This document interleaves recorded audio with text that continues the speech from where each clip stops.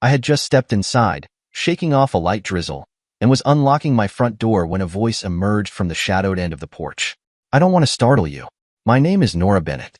The voice held a gentle, almost musical quality that sent a pleasant shiver through me. "You did startle me, but only for a moment. Let me just unlock the door and get some lights on." I finally got the door open and illuminated the entryway, then turned to the woman waiting on the porch. She stood about 5'10", with dark auburn hair, wearing an iridescent raincoat that hinted at her graceful figure. A pair of suede ankle boots and quality clothes completed her look. "Come in, Nora Bennett. There are hangers here for your coat and shawl. I'll turn on more lights and make some coffee. Would you like some?" "That would be welcome," she replied. As I measured the coffee, I heard the front door open and close behind me.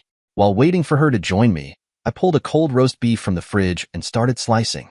She stood watching from the doorway. "There's bread in the box over there on the counter and utensils in that drawer. Mustard or mayonnaise? I'll have this ready in a minute, and we can make sandwiches." A half hour later, we were finishing up our meal. "Now, Miss Nora, what can I do for you?" "It's Mrs. Nora, at least for a while yet. I was in town and saw your classified ad about a room for rent, along with sharing utility costs. Is the room still available?" "Yes, it is," I answered. "Actually, I have 2 rooms available. I need to rent both if I'm going to make it here. There's a 3/4 bath shared between the rooms, so if you move in, you'd share it with another tenant when one comes along. Since you're the first to respond, I'll let you interview anyone else who applies. If you have serious reservations, I'll hold out for someone more suitable." "How much is the rent?"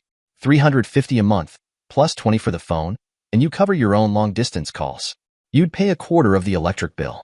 If you're still here this winter, it's the same share for heating. You'd have full kitchen privileges as long as you wash up after yourself. I have plenty of dishes, so you're welcome to use them. By the way, I didn't see a car outside." "No car. I came by taxi. My bags are in the hall." She paused. "Actually, if the other room is still open, I'll take it as well. Let's make it an even $1,000 a month, and I'll handle my own phone bill. If I'm still here through winter, that should cover my share of the heating costs. I don't mind helping with the kitchen and doing some cooking. Would that arrangement suit you? It looks as if this is my lucky day. You are the answer to all of my prayers. If you don't have a car, you can use mine for errands, etc." "Good. I think I'm going to like living here. Let's see. You will want the first month's rent. I'll give you that and a month for a security deposit." She lifted her shoulder bag off the floor and opened her wallet. She took exactly $2,000 out of one of the compartments and handed it to me. "I think that is correct for the first and last month's rent." She then took a receipt out of another compartment and had me sign it and put it back in her wallet. I was puzzled as the receipt had already been made out. Somehow she came to my door knowing not only what she was going to do, but what I was going to do as well. I led Mrs. Nora up the stairs to show her the 2 rooms she had rented. I swung the door open to the room I imagined she would like to sleep in. I had slept in this one for years. I didn't go in, just standing by the door. "There are linens and blankets in the chest over there by the south wall. Do you need help making up the bed?" Nora shook her head no. "Okay, I'll bring your bags up. You must be tired. I don't usually stay out this late at night, so you had a long wait on the porch." "Thank you, Milo. I would appreciate that." I lay in bed that night thinking about the person I was sharing my house with. The last thing she had said to me really shook me up. She called me Milo. How in hell did she know people called me Milo? My name was Arnold Ben Brown. She knew I was going to share my house with her, even before we had come to terms. She was very liberal with her money as well, and hadn't even asked to see the rooms before we reached an agreement. That voice that gave me the shivers when she first spoke, why did that happen? She was damned easy on the eyes, though. I had noted how tall she was, and when she had come into the kitchen minus her outer wrap, God, what a figure. Another thing odd. We had been together talking and having our lunch, and never once had she smiled. She said she was married, but I had caught that she hadn't expected to be much longer. Either she was being divorced, or her husband was going to die. I drifted off to sleep. The nightmare that came every night was with me again, and I awoke at the usual time. I glanced at the clock to make sure. Yes, it was 3 o'clock and right on time. I pulled my robe on and sat as usual in the easy chair. I had moved into this room when the nightmares first took over. I heard my housemate move around in the room directly over my head. She was up to go across the hall to the bathroom, or she couldn't sleep either. She couldn't know what had transpired in that room 4 years ago, could she? Maybe the hate and rage had seeped into the walls and come out to bother the one that now occupied it. I know it bothered me when I came home after being locked up for causing great bodily harm to my wife's lover. I had found my wife Chloe in bed with a person I had counted as my best friend. I had battered him all over the room while Chloe was screaming at me to stop. I ended it when I threw him down the stairs. My former friend, Jack Patterson, never walked again. When I came home from prison 3 months ago, I tried to sleep in my old bedroom. The nightmares started that night, and I never stayed in the room again. In fact, I hadn't even stayed the rest of that night. Did Chloe sleep in that room while I was in prison? She had stayed here in this house during the time I was sitting in jail waiting for my trial. I shouldn't have been in jail, but I had made threats often and vocal against Jack and Chloe. The state thought I was a risk to Jack, so they put my bail so high I couldn't raise it, and I stayed confined until the trial that sent me away. I divorced Chloe as soon as possible, but it took many months, and I had no actual contact with her since it had become final. I did know that Jack's health had deteriorated, and Chloe had gone to care for him and moved in with him. One of the few friends I had left in town relayed this to me when I came home. I will say Chloe had kept the house up, so I had something to come back to. I don't know if she would have been awarded this place in the divorce settlement if she had asked for it. It was mine long before I met Chloe, and my lawyer said it would stay with me under those circumstances. She hadn't tried for it, but she had taken the value of it, and I was almost penniless when released. That was the reason I had to take in boarders. I had been a reporter for a newspaper, and now I was trying to reestablish myself by writing articles and essays for different publications. I also had the manuscript for a book I was working on. I had planned in my mind exactly what I was going to write about over the many months I had been incarcerated, and the book was flowing right along. I could only give it so much time, though, as I needed to work at those assignments that paid. Now I had this woman living upstairs, and she seemed to be somewhat of a mystery. I needed her, though. I couldn't look too hard at my new housemate, for I needed every penny to keep my home, and right now she was my salvation. I dozed and I finally slept again, sitting right there in my chair. I awoke to the smell of coffee. I quickly showered and shaved and made my way to the kitchen. "Good morning, Mrs. Bennett." I smelled the coffee and thought I'd better get out here to see if I could bum a cup while I was making my own. "It's Nora. I'll be able to drop the missus shortly anyway, as my divorce is just waiting on the final decree. If there is only the two of us living here, why don't we just split the grocery bill? I like to cook, and if I make something you don't like, say so, and I'll cook something else. I feel as if I am taking advantage of you. I think I better return some of your money, or at least cut what we agreed on last night in half. Why don't we proceed like we agreed, and we can talk about it sometime down the road? I get the feeling that you need what I'm paying you to get back on your feet. Money isn't that tight with me. Now, you like poached eggs, I'm sure, and they are almost ready. Would you butter the toast, please?" I thanked Nora for the breakfast, and she again called me Milo, as if she knew that was my name. It was a puzzle. I told her I would be in my office working, but I wanted to go into town to the bank. If she would make out a grocery list, I would pick up what she listed. She could go in with me, or I could get whatever she indicated we would need. She said she would have the list ready and she would not go to town this time. My bank was glad to see the money. The loan officer had been pressuring me for payment. He hoped that my house occupant would stay with me when I explained where the money had come from. I bought a single rose that was in a hard plastic sleeve and put it with the groceries. I unloaded the car into the kitchen and went right back to writing on my manuscript. At lunchtime, the rose was setting on the table in a bud vase. We settled in together fairly well. Nora only went into town when she had letters to post. She absolutely would not use the mailbox or let me mail any letters for her. I assumed she didn't want me to know any of her business. I did see her going to a post office box she had rented, so I knew she received mail from someone. Occasionally, I would hear her on the phone. It was after one of these calls that she dropped the Milo and referred to me as Leo. My house was filled with books and I had a card at the library, so evenings we sat in the living room and read. Television was just used for news. I had enough trouble in my life, so sitcoms turned me off, and I guess Nora felt she did too. I continued to buy a single rose on occasion. I always received a thank you when she found it while putting the groceries away. Over time, I managed to see a wistful half smile when it was discovered. If I thought she would have laughed out loud, I would have bought a whole spray of roses for her. You know I'm a felon, don't you? I decided that after 6 months in the house together, I would pry a little if I could. We were sitting in the living room at the time. Yes, I know. Someone in town told me. That doesn't bother you? Some people think I'm a pretty violent person. I was sent to prison for almost killing someone. The person that told me said that you had committed an act of violence, but you had just cause. Therefore, I am thinking it was a one-time thing, and you are not a person to be afraid of. The more I am around you, I'm thinking you regret what you did, and not just because you were sent to prison for it either. I guess that about sums it up. It took about 5 minutes to destroy 3 people's lives. Have you told your ex-wife this? She might be interested. No, absolutely not.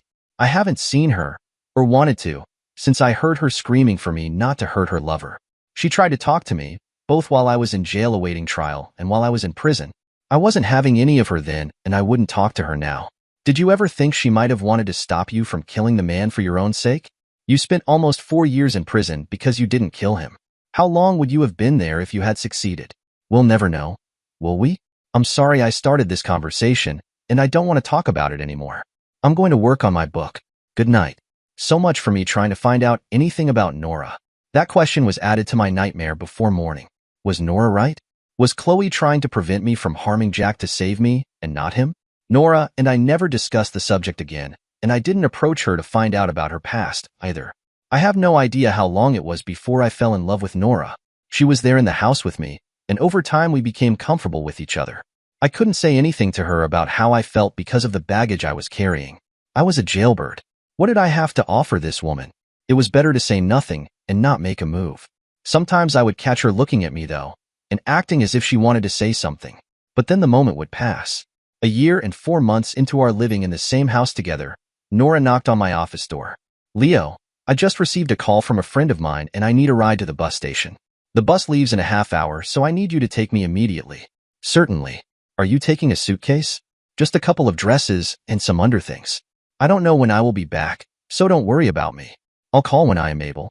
The bus driver was stowing her case, and she was standing in line to board the bus. It was now or never for me. Nora. She turned to me to see what I was going to say. Nora, come back. My life would be empty if you weren't here. I didn't try to kiss her. She saw how intense I was. Leo, I'll be back. I promise you that. Wonders. Nora stepped towards me and gave me a hug and held on just a little longer than necessary.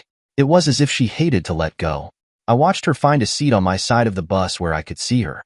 As the bus pulled away, she gave me a little wave, and that little smile I always got when I put a rose in with the groceries. Someday I wanted to make her laugh. If that half smile was any indication, a laugh would make the sun come out and shine. Nearly a month went by before I heard from Nora. I had no correspondence from her at all, and I began to wonder if I had imagined she had feelings for me. I didn't even know where she had gone, so I just had to wait.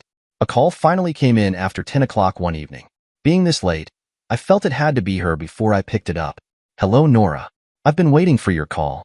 I'm sure you have, and I'm sorry not to keep in touch. Leo, I know there are things you want to talk about, and I want to say some things to you as well. How I feel about you for one thing, but I have a favor to ask. My half-sister is being operated on tomorrow morning. Would you drive up here and be beside me while she is in the operating room? It is very important to me. Of course. Give me the address and where I will find you. How long will I be staying? I don't know. It might be overnight, and it might be much longer. You better pack your best suit just in case we want to go somewhere. Start as soon as you can so I can talk to you before the surgery. Nora gave me the address of a motel that was about 80 miles away. She said it was near the hospital where the operation was to be performed. I packed my suit. It was unspoken, but pretty certain that I might need it to attend a funeral. At least Nora had turned to me when she needed someone. I could hope she felt some love for me. The past month without her had been nearly impossible. I arrived at the motel just about 3 a.m. There were lights on in only one unit, and I could see Nora standing in the doorway waiting for me. She hugged and kissed me as I came up to her. She clung to me, and I could feel how tense she was.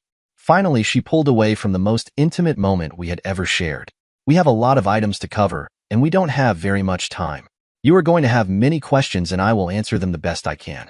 Let me talk, and please, if you have any feelings for me, listen and don't get mad. Will you do that? First of all, look at these 2 photos. This first one is a photo I took out of your album at home. That is you when you were 6 years old.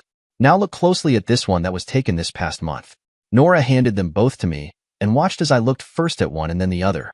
The boy looks just like I did. Who is he? First, a little background on me and my half-sister. My father was killed while working on the railroad in a roadbed accident. My mother was pregnant with me. Before I was born, my mother married my father's friend, and she became pregnant with another girl child as soon as it was possible. That child was named Chloe. Nora watched me as I assimilated what she told me. I sat very still as I looked at her. So my ex-wife is your half-sister, Chloe. You are also telling me I have a son by her. Is that it? That's it. There is much more, but of course we don't need to go into that at this time. I will say that Chloe may be one of those people who can love 2 men deeply, or at least acts like she does. You are one and Jack is the other. If you can understand that, Then I will tell you that she says she has never blamed you for what you did, and neither does Jack. She has taken all the blame on herself. I sat through this, realizing that my only happiness in the future with Nora was to do as she asked. Chloe has a brain tumor, and she doesn't have much chance of surviving the surgery this morning. 1. She may come through all right. 2. She may be not much more than a vegetable. And 3. She may die. She keeps telling her doctor that if it looks like option 2, to make sure it becomes option 3 for her. He might just do that, as he seems wonderfully attuned to his patients. Now I will explain about your son. Chloe was pregnant when you caught her with Jack, although she wasn't aware she was with child. She was still married to you at the time, and not divorced until after the baby came. With mixed feelings, some of hate for you, and some of love, she named him Junior. She assumed, fate being what it is, it would be Jack that was the father. That is until the boy was about 4 and Jack demanded she have a paternity test. As little Milo got older, it became more and more obvious he was in fact yours, and this was confirmed by the paternity test. Now, if anything happens to Chloe, I am Milo's guardian for the time being. You are listed as biological father, and he bears the same name as you. If the operation doesn't go right this morning, I will be bringing little Milo home with me. Will you have a problem with that? I shook my head no. I couldn't speak. There were so many facts that I had thrown at me in the last half hour, I didn't know what to say. Chloe would like to see you before surgery. She wants to apologize to you for the mess she has made of everyone's lives. Could you listen to her? Nora wasn't begging, but she wanted me to at least speak with Chloe. Yes, I will. I would like to ask for her forgiveness for being such a hard ass all these years. Thank God I will have the chance. Maybe I can get rid of some of the nightmares I am having. Chloe will be going into surgery with my blessing. I paused. Will I be seeing Jack? He will be with her this morning, so I expect so. Can you handle that without losing your cool? Yes, I can for Chloe, and especially, I can for you. Good, let's get a little rest. It is going to be a long day. I have asked for a 7:30 wake-up call, so we do have time to lay down for a couple of hours. We lay on the bed, both of us on our backs. The only parts touching were our hands, which were firmly clasped together. I was stopped by a nurse to identify myself at the door of Chloe's room. Given the okay, I took a deep breath and pushed the door open. It was a single bedroom, and Chloe lay there with a little smile on her face with her eyes closed. She heard me come in. Come closer, Milo, so when I open my eyes I can see all of you at once. Tears were trickling from under her eyelids. I bent down and brushed her lips with a little kiss and stepped back. Her eyes opened and I was seeing and being seen for the first time in over 5 years. Milo, before you say anything, I knew I was playing with fire when I married you, and continue to love Jack at the same time. For some reason I am one of those people with a fatal attraction, I guess. I loved you and I loved Jack. I knew your work would take you out of town often, so it was you I married, which gave me the chance to still carry on with Jack. Also, I knew that if I married Jack, you would never consider me cheating on him. It was a case of thinking I could have my cake and eat it too. We don't have time this morning, but every letter I sent you in prison has been duplicated. Nora has them, and someday when you have time, would you read them? The originals I knew you tore up without reading. Would you do that for me? Yes, I will. Chloe, Nora tells me that you have given me a son. Do you really want me to be a father to him? Yes. If I come out of this operation today okay, I still want him to live with you and Nora. I would like to see him sometimes, of course, but I want you to have the raising of him. I will be marrying Jack if and when I walk out of here. Jack knows this and agrees, although he loves little Milo as much as you will come to love him. Could you kiss me and tell me you don't hate me anymore? Chloe, I don't hate you. I haven't understood you, but hate is the furthest thing from my mind. I forgive you everything, and between your letters and Nora, I will come to understand you someday. No, I don't hate you. I would like to have your forgiveness for the pain I have brought both you and Jack. I was in prison and I got out. When I put Jack into his wheelchair, I put him into a prison worse than any I have been in. For a long time I thought he deserved it, but I don't anymore. I am the one that needs forgiveness. For whatever it is worth, Milo, you have it. Now kiss me again. Nora, Jack and little Milo will be here in a minute. I was sitting by the bed holding Chloe's hand when the door banged open and a little boy came in. Hi, Mom. They haven't taken you away yet. I was hoping to see you one more time. Aunt Nora said God may take you away and look at you. If he doesn't want you yet, he will send you back. I hope he doesn't want you, 'cause I love you. He crawled onto the bed and kissed his mother. I could hardly see him, because the tears were streaming down my face. Nora came in pushing Jack in his wheelchair. He looked much the same as I remembered, but he had aged more than I had. He had a robe over his legs, and even with that I could see they had wasted away. Hi, Jack. It's been a long time. I stood and walked around the bed and shook his hand. Jack, I'm sorry for what I did to you. It took me a while, but I've come to regret what happened that day. Milo, I hated you too for a long while. I know now that I brought it on myself.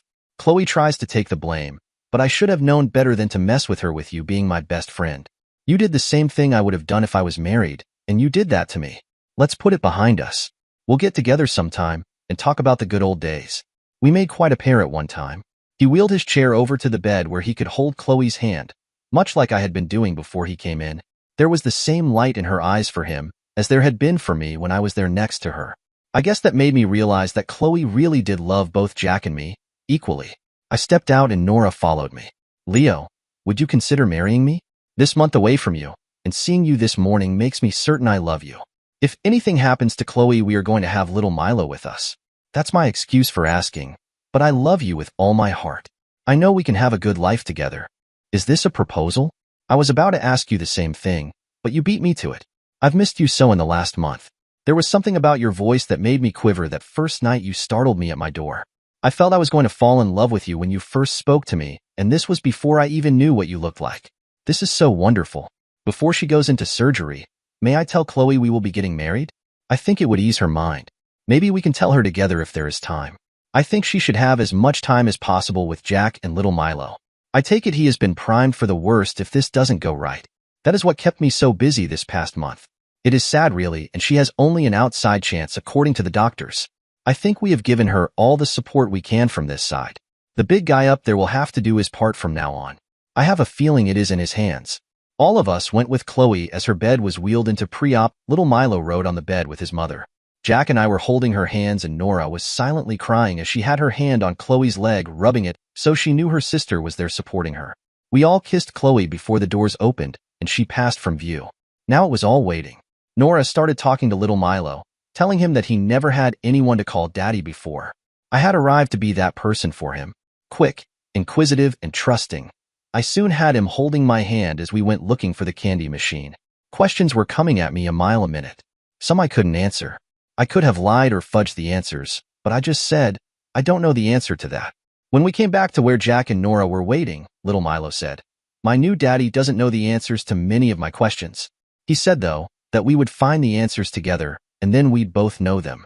I think that is pretty nice of him, don't you, Aunt Nora? Nora flashed me a smile. That shocked me. The first full-blown, down-to-earth, I love you smile. I must be doing something right. If the way to her heart was through this son of mine, I could live with that. One of the team of doctors spoke to us at 1 p.m., saying that Chloe was holding up well, and so far the team had not found any insurmountable problems. It was going to be another hour and a half before they closed her skull up. The lead surgeon would be out and give us his prognosis at that time. It was a long 2 hours before he appeared. He looked very tired. Basically, the operation went well. We did find one problem. There is a small portion that we deemed too dangerous to go after. It was too close to a major blood vessel and is wrapped around a nerve bundle. We have done what we could to make sure the tumor will not regenerate itself and grow again. We just never know. We can predict what will happen, but sometimes our predictions are wrong. For the present, we are keeping Chloe in a light coma, so she doesn't have a seizure. That could happen because working inside the skull can cause swelling, which is what happened when the tumor got so big and brought her here in the first place. She will be in this state 4 to 7 days. When we are ready to wake her up, you can come in and be here at that time. Until then, there is no use waiting around, and you would be best served to go on with your lives. Right now, I would say her prognosis for a full recovery is excellent. Jack called his nurse, George, the one that transported him, and saw to his needs at home. He asked if I wanted to stay at his house until Chloe was awake. I declined. I said I was just finishing up a book I was working on and needed to be available for my editor to reach me. He was interested and asked what it was about. I said it had to do with my life while I was in prison. Nothing more was said. We collected some clothes of little Milo's, and the letters Chloe had claimed were duplicates to the ones I tore up while in prison, and were soon on our way. Little Milo was anxious to see where he was going to live.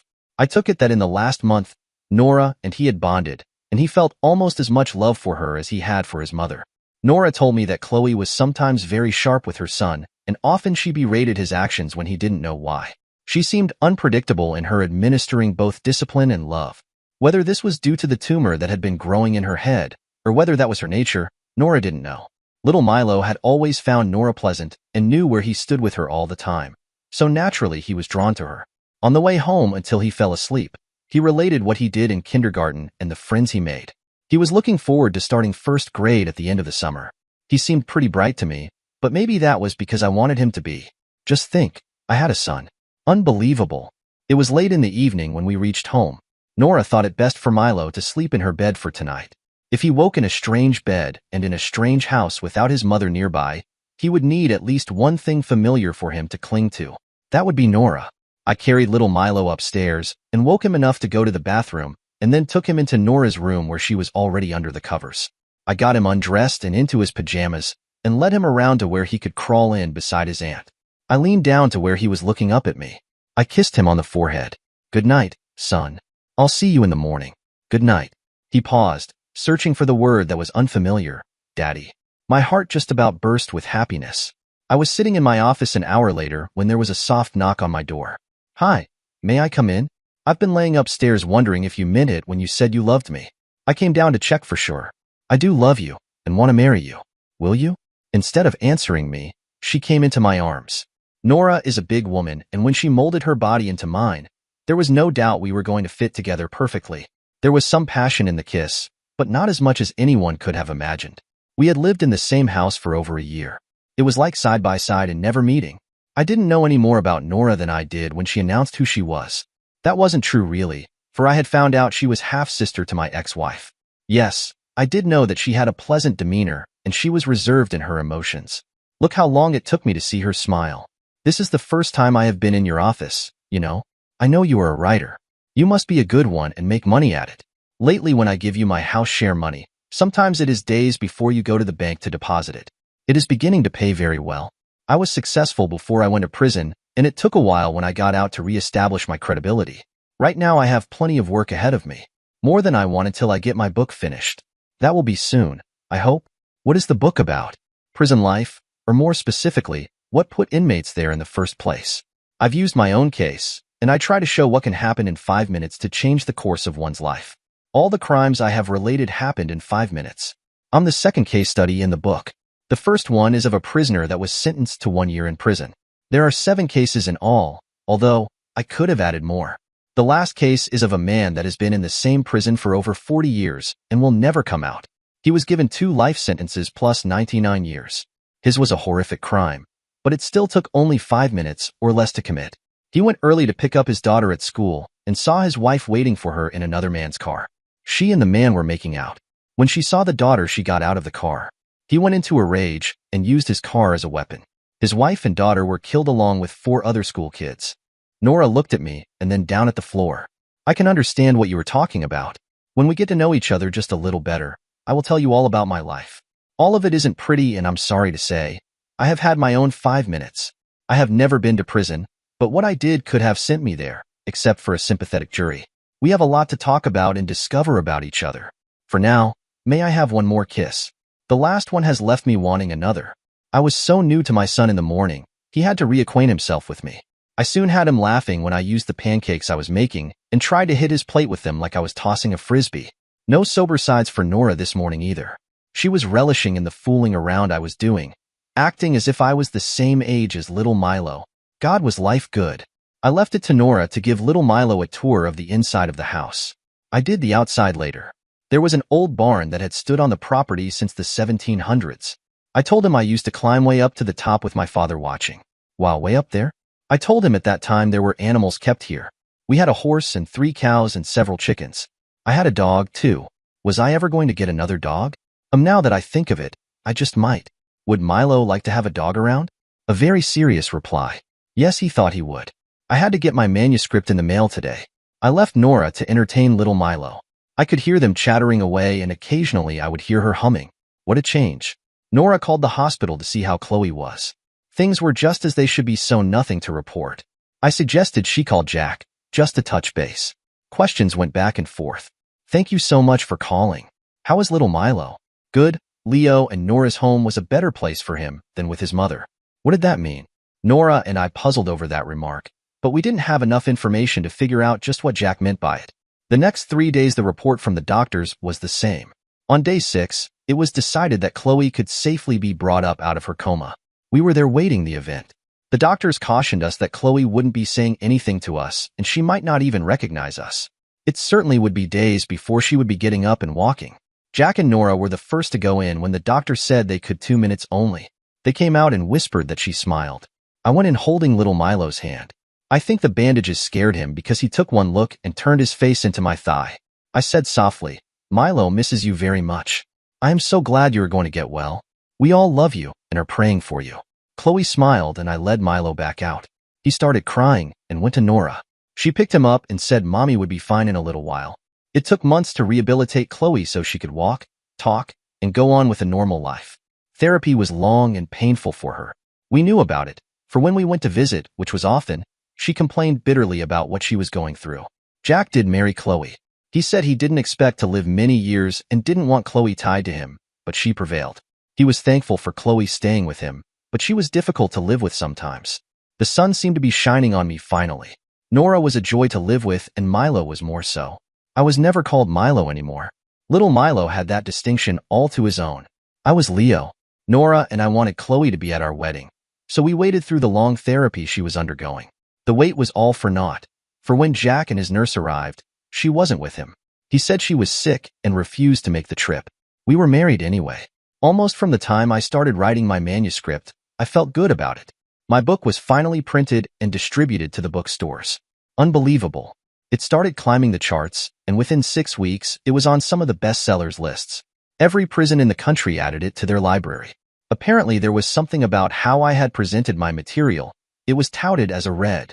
Everyone that was connected to psychiatry and the criminal mind was advised to read it. Also, criminologists were interested from the angle I presented. I had traveled from small-town newspaper reporter to prison felon to book author and finally a person that spoke with various state legislators on the subject. I had the full support of Nora. One night she gave me the story of her life. This was before the book came out, and she had not read the manuscript.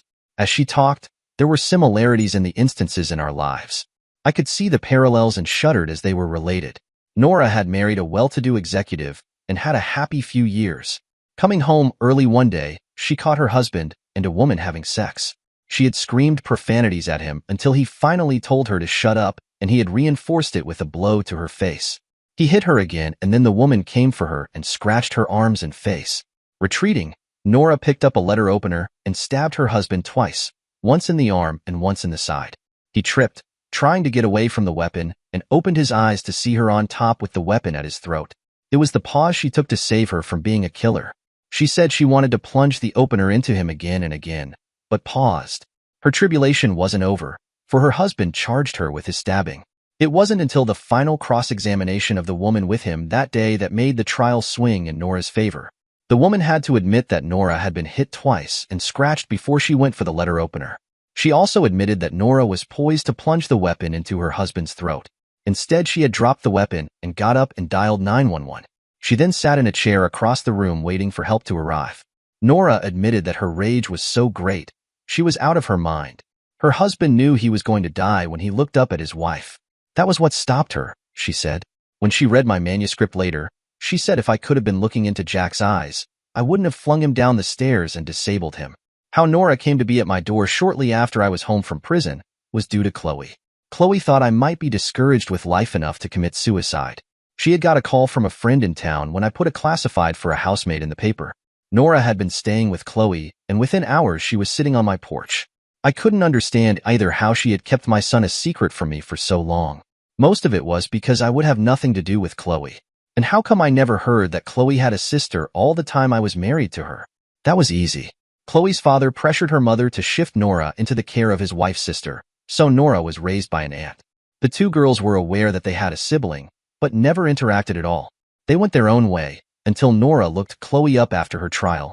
They were still pretty much strangers, although they expressed love for one another. Family life was just about perfect for me and Nora. Little Milo had all the love we could shower on him. Jack and I talked once in a while. I guess married life was a burden, although he never complained. Chloe seldom seemed to be at home when I or Nora called, or went to visit. Milo felt it very much at first, but when we didn't see her that often, he seemed to put his mother into the past. Besides, he was getting all the love from us we could lavish on the young boy. We asked Jack what would make him the happiest. He said that he wanted to have one of those vans that had hand controls that he could drive himself, one that he could transport his wheelchair in. Nora and I talked, and we arranged for Jack to have his van. We saw some resentment in Chloe's face when we told Jack it was paid for. In fact, Chloe seemed strange to us. She was not even as loving to little Milo. It was like she was going through a personality change and becoming a different person. Jack made 2 trips to see us. God, was he proud when he pulled into our yard driving the van himself. He spent 3 days with us the first time and a week the second time. That week, I asked if Chloe wouldn't miss him and why she didn't come. He said they were planning on coming a week before Christmas. He never did answer if Chloe missed him being away from her. Jack called the night before he and Chloe were to come to visit us for the week. Christmas was almost here. Jack said they would come then because Chloe wanted to be home for the Christmas parties, etc. He was the most upbeat with us in a long time. He had little Milo come to the phone and they talked a few minutes. He also wanted to speak to Nora and had her laughing over several things he said. Just before he hung up, he said that I was the best friend he had ever had. He again said he didn't blame me for the condition he was in. The last thing was, I love you, Leo. I love your wife and I love little Milo. I thought I heard a catch in his voice as he hung up the phone.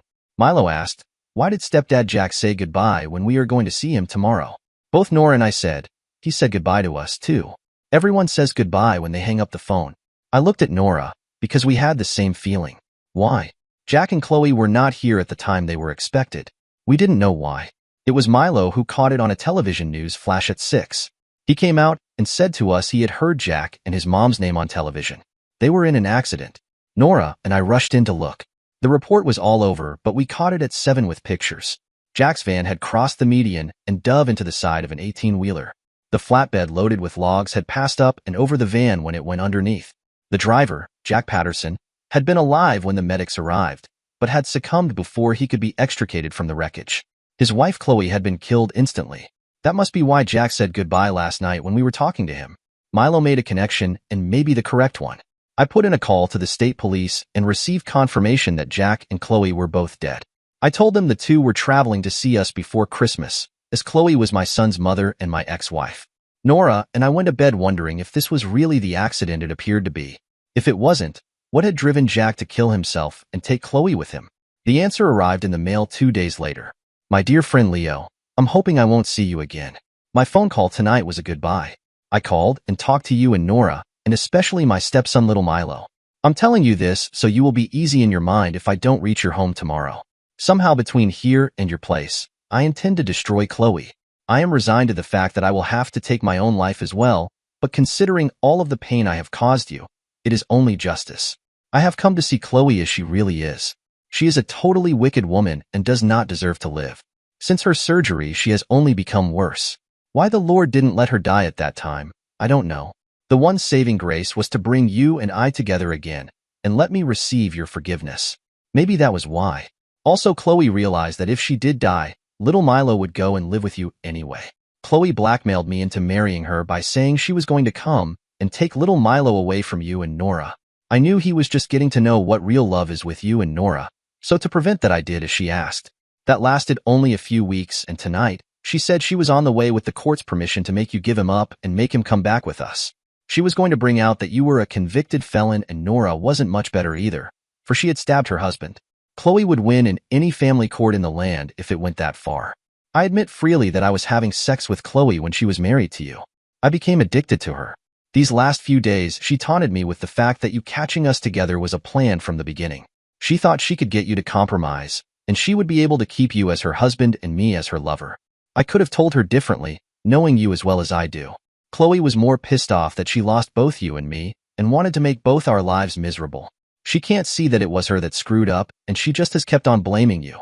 That little scene about forgiveness before she went into surgery was bullshit. That was just an act. And that sweet little smile she gave us when the doctors brought her out of the coma was an act she has bragged about, howling with glee while telling me.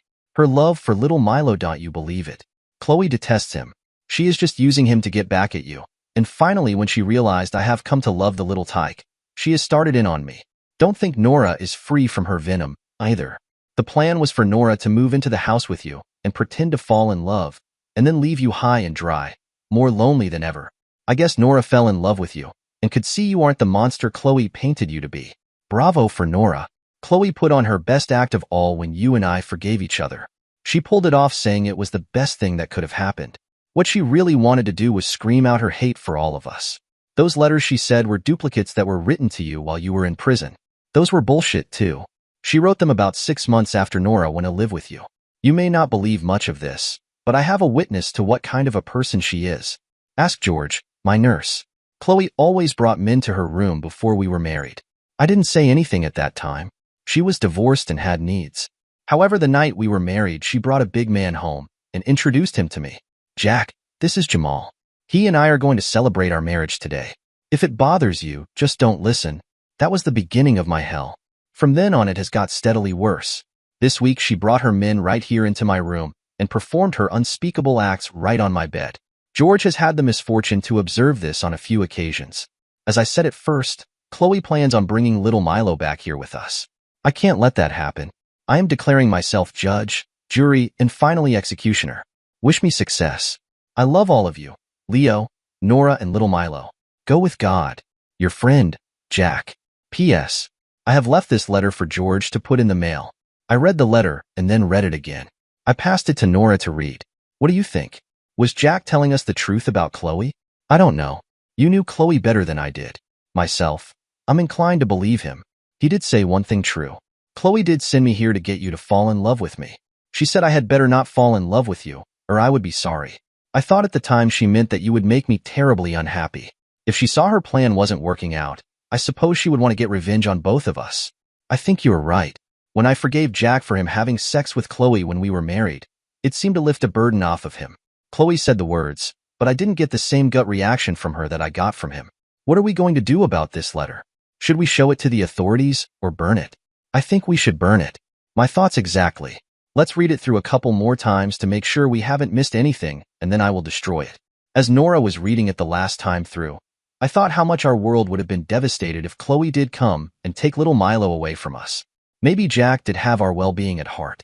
He certainly sounded sincere enough. He had laid out a plan and followed through on it. I don't suppose I would ever know for sure. I burned his letter, along with the so-called duplicates from Chloe I had never got around to reading. The bodies were released to us as we were the nearest relatives. I purchased a plot and we buried Jack and Chloe in adjoining graves. A simple stone with names and dates engraved on the surface. Over time, the connection to me would be forgotten by all, except for Nora, little Milo, and me. That is the way it should be.